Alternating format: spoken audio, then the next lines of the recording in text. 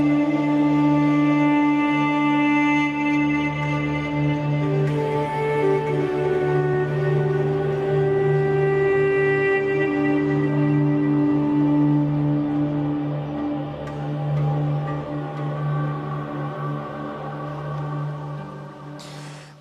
اللہ الرحمن الرحیم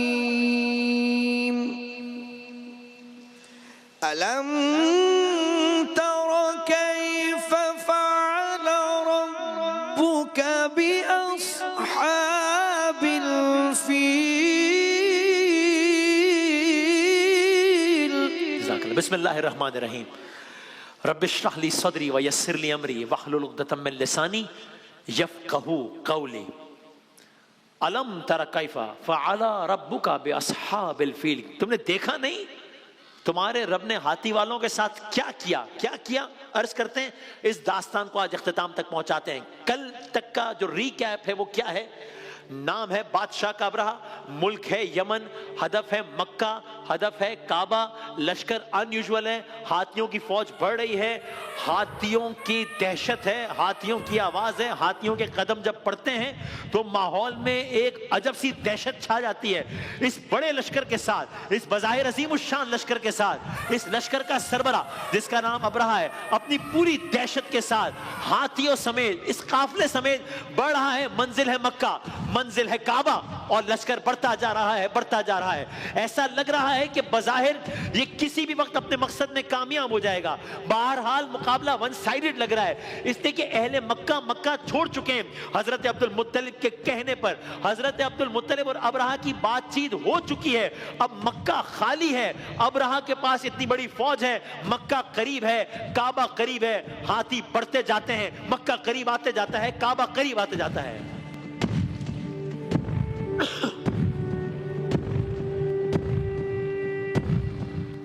فضا میں یہ دہشت جاری ہے.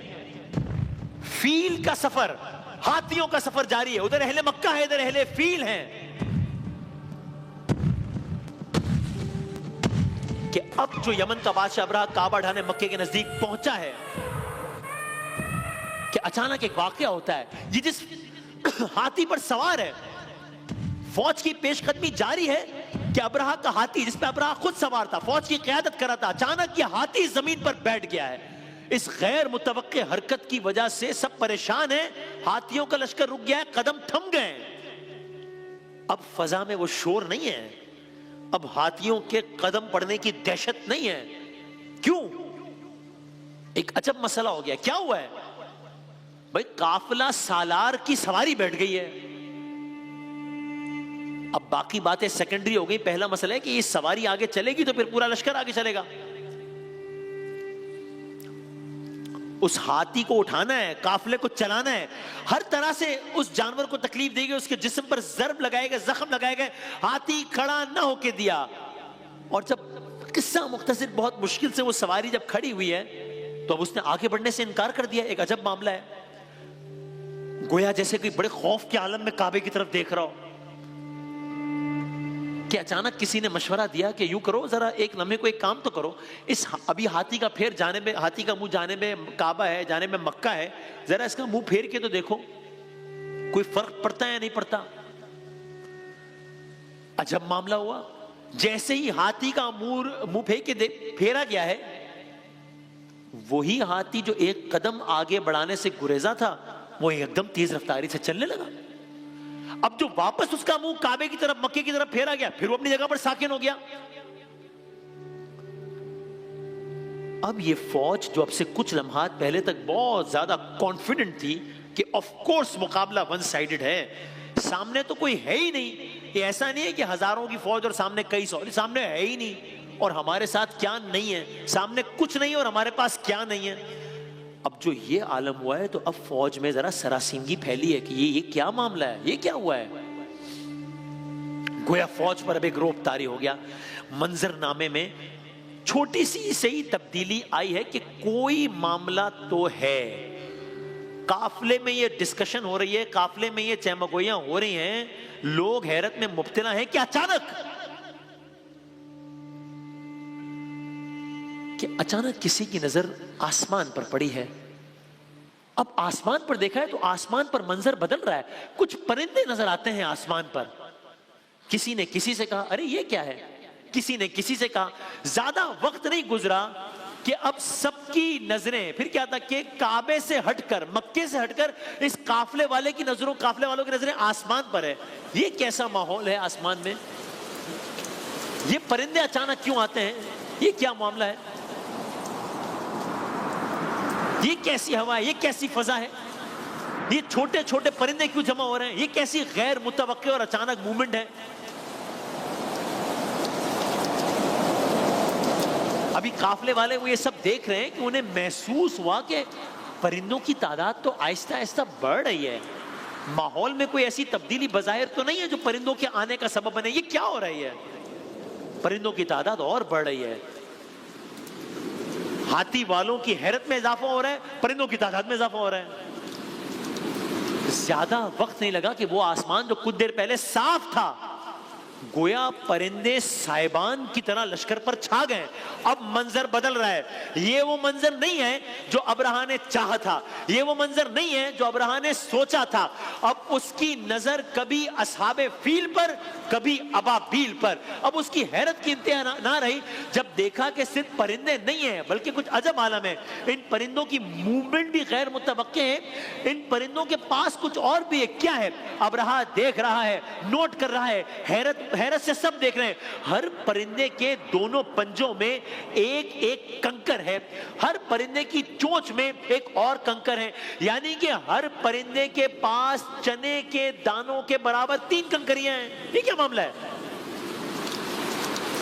لیکن ابھی اتنی بھی پریشانی کی بات نہیں ہے. اتنے سے پرندے، اتنی سی کنکریاں ہیں، سامنے ہاتھیوں کا بڑا لشکر ہے.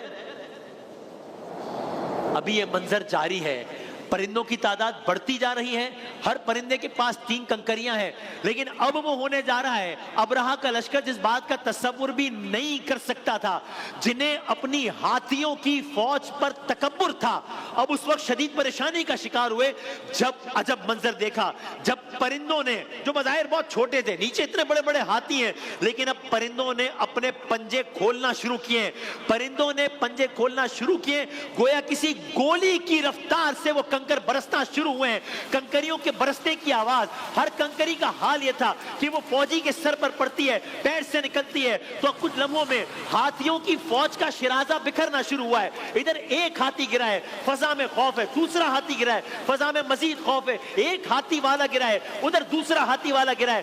منظر بدل رہا ہے، جس کا جدھر منہ سمایا ادھر بھاگنے لگا. لیکن اللہ کا عذاب تھا، کسی کو پناہ نہیں تھی.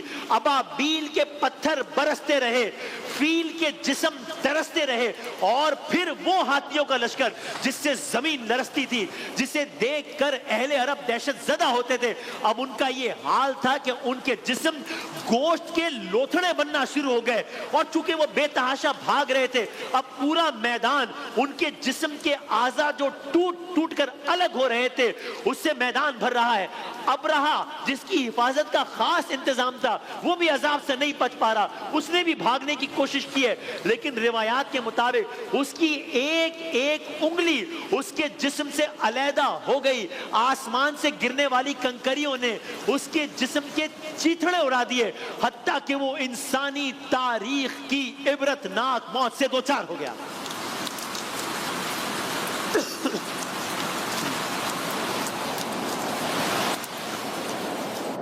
منظر کلی طور پر بدل گیا ہے.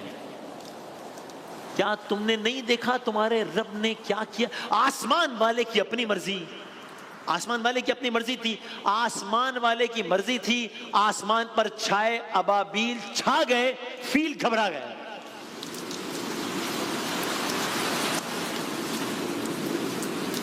اور آج بھی یہ مقام وادی مکہ کے قریب موجود ہے.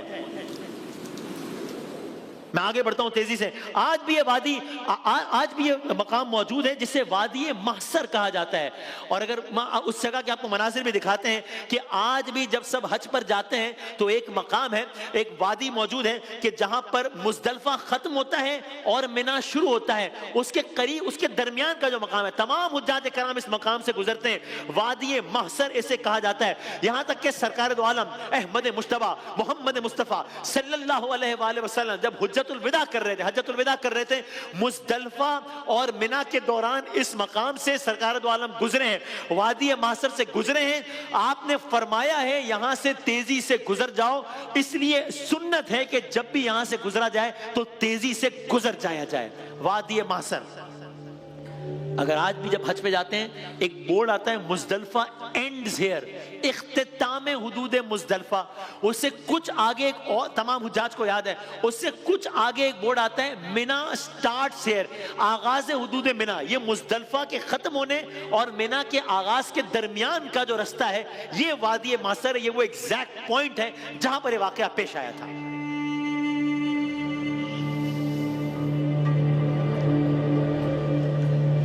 یہ تو تھی ہاتھی والوں کی داستان، لیکن داستان ختم نہیں ہوئی ہے، داستان تو شروع ہوئی ہے۔ کیا مطلب؟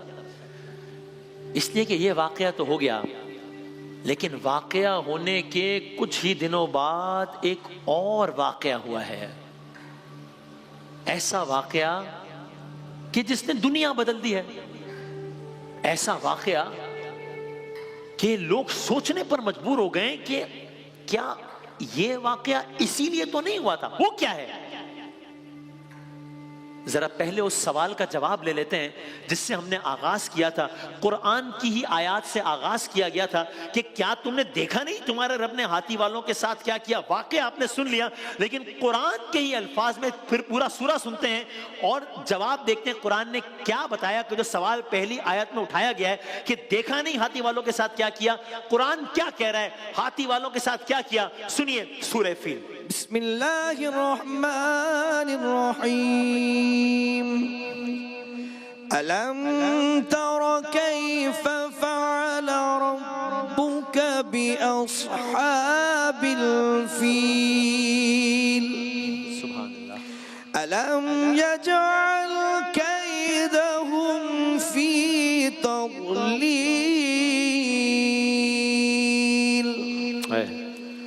وأرسل عليهم طيرا أبابيل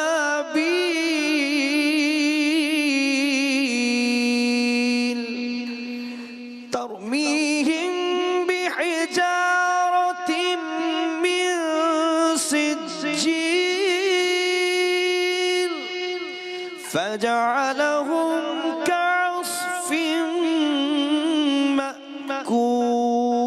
قرآن کے الفاظ میں سن لیجئے کہ ہوا کیا۔ شروع اللہ کے نام سے جو بڑا مہربان نہایت رحم کرنے والا ہے۔ تم نے دیکھا نہیں تمہارے رب نے ہاتھی والوں کے ساتھ کیا کیا؟ کیا اس نے ان کی تدبیر کو اکارت نہیں کر دیا؟ بڑی حقارت سے دیکھ رہے تھے سامنے والوں کو، سمجھتے تھے کہ ہمارے لیے تو مقابلہ ون سائیڈ ہے۔ کیا تمہارے رب نے ان کی تدبیر کو اکارت نہیں کر دیا؟ کیا کیا؟ کیسے اکارت کر دیا؟ وَأَرْسَلَ عَلَيْهِمْ طَيْرًا أَبَابِيلَ، ان پر پرندوں کے جھنڈ بھیج دیے۔ تو پھر ہوا کیا؟ ترمیہم بحجارۃ من سجیل، جو ان پر پکی ہوئی مٹی کے پتھر پھینک رہے تھے۔ سنیے قرآن کے الفاظ میں کہ بڑے بڑے ہاتھیوں کا انجام کیا ہوا؟ فجعلہم کعصف مأکول، ہاتھی والوں کا انجام کیا ہوا؟ پھر ان کا یہ حال کر دیا جیسے جانوروں کا کھایا ہوا بھوسا۔ کہاں ہاتھی، کہاں ہاتھی والے، کہاں اتنا روب دبدبا طاقت؟ سامنے کوئی فوج ہی نہیں تھی، ان کا یہ حال کر دیا جیسے جانوروں کا کھایا ہوا بھوسا۔ یہ واقعہ ہو گیا۔ ہم نے آپ کی خدمت میں عرض کیا کہ ابھی ایک اور واقعہ ہونا ہے، کائنات کا ایک بہت اہم واقعہ ہونا ہے، جس کے بعد یہ سوال اٹھے گا کہ کہیں یہ واقعہ اسی لیے تو نہیں ہوا تھا، اسی کا اہتمام تو نہیں تھا، یہ پروٹوکول تو نہیں تھا۔ وہ کیا واقعہ ہے؟ اگلے قصے میں عرض کریں گے انشاءاللہ۔